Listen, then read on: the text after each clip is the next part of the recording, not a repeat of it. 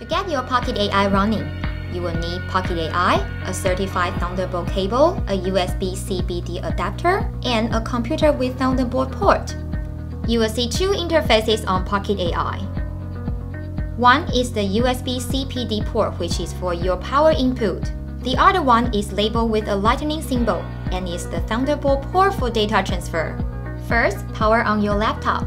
Plug in the adapter to the USB-C PD port.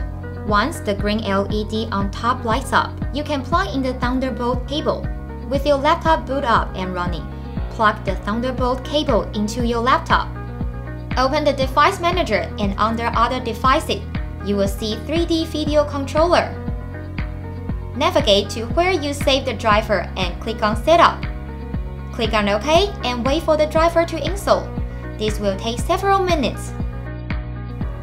When the NVIDIA installer is running, you will first accept the terms of agreement and choose the installation option and click Next.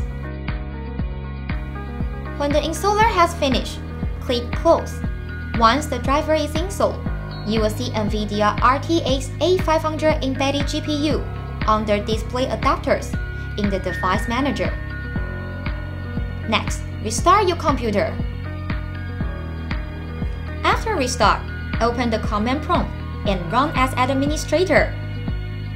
Enter the command NVIDIA SMI to display the GPU information.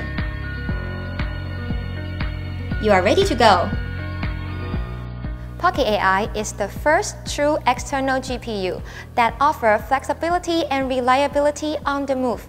It's also a perfect solution for AI programmers, graphic users, and embedded industrial applications. Thank you.